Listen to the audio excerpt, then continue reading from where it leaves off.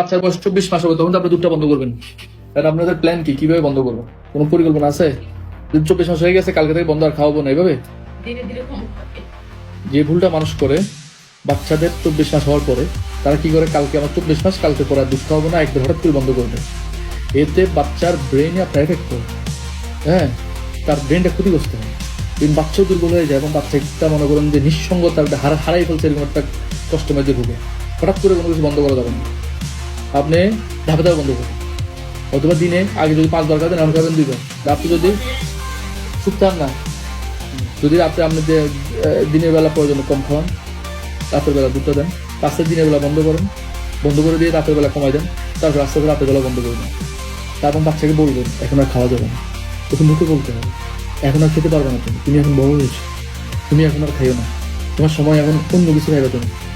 হ্যাঁ, ও চাইবে, ও হাত দিবে খাওয়ার জন্য, প্রথম কয়েকদিন জ্বালাবে, বেশি জ্বালালে তখন দিয়ে, তখন 2-3 দিন, 5-6-7 দিন 10 দিন 15 দিন পর দেখবেন আস্তে হাতে বাজার খাইতেন। তবে হঠাৎ করে ভুলেও বন্ধ করবেন না, ধীরে ধীরে। এবং মায়ের বুকের দুধের পাশাপাশি অন্যান্য যে বাজারে আরও কিছু সাপ্লিমেন্ট আছে, যে আমাদের খাবার দাবার থেকে আমরা সকল প্রোটিন পাই না, সকল ধরনের পুষ্টি পাই না, সকল ধরনের মিনারেল পাই না, এই জন্য কিছু সাপ্লিমেন্ট আছে, এগুলো খাওয়াতে পারেন। ঠিক আছে, অন্যান্য যে দুধগুলো আছে সেগুলো খাওয়াতে পারেন। আর পাশাপাশি মাছ, গোস্ত, ডিম, দুধ, ভাত, ডাল এগুলো খাওয়ান। ঠিক আছে, আর সময় নিতে হবে, সময় দিতে হবে। বাচ্চা খাইতে বসলে যে লগ লগ সব খাইলে এমন না, তাই সময় দেন, চাপাচাপি করার দরকার নেই। খানা যদি না খাইতে চায়, অনীহা দেখায়, বন্ধ করেন, আধা ঘন্টা করে দেন। তাকে গল্প বলেন, ছড়া বলেন, খেলাধুলা করেন। হ্যাঁ, সিস্টেম পাল্টে গেছে, মারি ধরি আমার খাওয়ানোর সিস্টেম নাই। ঠিক আছে।